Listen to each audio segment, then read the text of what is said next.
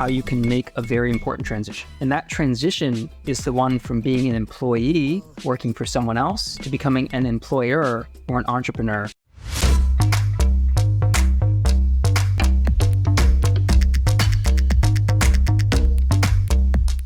Hey, my name is Chris Schwab, and I'm a local business owner. I run a cleaning business over in the US, but I'm also a coach for small business owners. Just a real quick note before I get started with the video, I want to ask that you subscribe to this channel. And if you do, I'm going to give you access to real-life case studies on students who are building their own local business. I'm going to give you battle-tested growth strategies that me and my students and fellow business owners are all using right now. I'm going to give you access to expert interviews that you're not going to find anywhere else on YouTube, on Facebook, or anywhere. In this video, I want to share with you how you can make a very important transition. And that transition is the one from being an employee working for someone else to becoming an employer or an entrepreneur and providing employment for others. And I want to share the 3 steps that I coach people through and owners through to make this transition successful. I think it's really important to do this in a methodical manner, because if you don't, you might end up with no job and a business that's costing you money instead of making you money.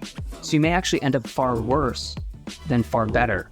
So I want to make sure that at the end of this video, you actually have an action plan that you can take away and use right now. The biggest one that I counsel students and potential business owners who want to quit their job is to not try and be so innovative at first, but instead to find a proven pathway or a community of business owners who are involved in the industry that you want to be involved. So don't try and go at it alone and do everything yourself from the start. Don't try and innovate every step of the way. That can come later once you've built a solid foundation and you've got a functioning, profitable business. It doesn't need to be a big business, but it does need to function properly and it does need to provide profit for you. Instead, seek out communities of business owners who actually are sharing case studies of how they're building their businesses, who have been in the industry for years or decades, who are counseling others on how to actually build the type of business that you want to build.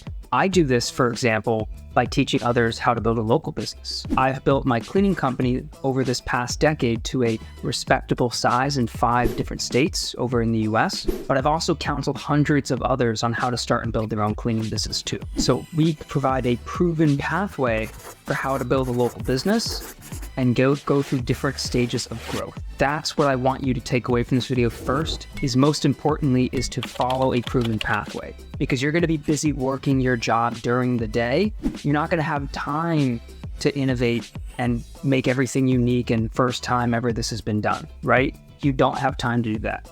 You need to maximize the value of the time that you do have in the evenings or the early mornings or on your lunch break to build the business, and you need a proven pathway.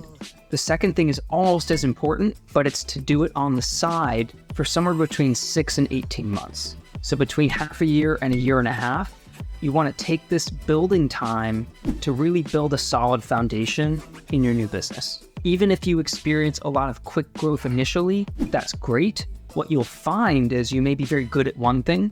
You might be very good at marketing, or you might be very good at sales, but you're not good at everything. No one is. You want to ensure that there's a balance in the different areas of your business before you quit it. Because if you don't, and you grow quickly, the second that you quit, you may find that you stall very quickly and get stuck because the one thing you're good at has got you so far, but the other things are now holding you back. And so I counsel you, take the next 6 to 18 months and really slow build this business. Learn each area of the business and how each task is done. Start to think about how you can systemize those areas and start to think about where your strengths are and where you might need to hire some help for people who have other strengths that are your weaknesses. Take the next 6 to 18 months and really build out a plan for where this business should be at different points in the journey. So don't do it all at once and don't make the jump at once. But once you're consistently bringing in jobs, once you've got clients that are staying with you for months on end, and once you're actually profitable and taking home money as an owner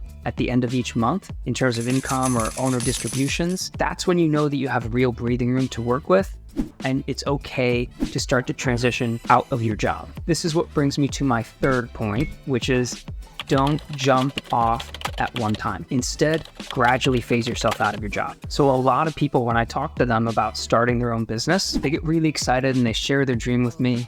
And I think that's wonderful. And I want to share in that dream with them too. But they're already thinking about quitting their job like the next week. They want to get started on the weekend and then quit their job on Monday morning. And that's a great feeling, but it's not a good strategy for success in business. And as a business owner, you have got to prioritize strategy over feelings. It's just part of the deal. When we go into business as entrepreneurs, we have to take a high-level, long-term perspective on things. And so typically the way that I recommend this be done, this isn't possible in everyone's case, I know, but when it is to go to your boss or go to your manager and ask to negotiate to transition to part-time work. You want to do this once you've already got that breathing room and that profitability built into your business. And so you have some negotiating room to negotiate with your boss on.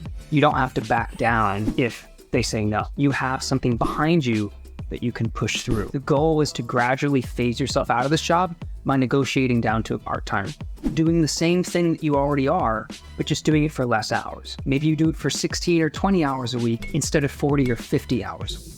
And you'll find that you actually will still be able to do the majority of your work in less time. You've actually become more efficient. First is to gradually phase yourself down to part-time. And then generally, a good point to fully quit your job and fully commit to your business is when you're earning about 80 to 85% of your previous full-time job's income in your business. You don't need to actually wait till you're earning 100%, but roughly around that 80% mark is a good indicator to aim for, because at that point, the business is profitable, it's actively growing, and it will soon overtake your former job's income. So at that point, if you're earning, let's say, $5,000 a month at your full-time job, once your business is earning around $4,000 a month in profit for you that you can pay yourself, that's a good stage to say, I'm done. I've got a stable business.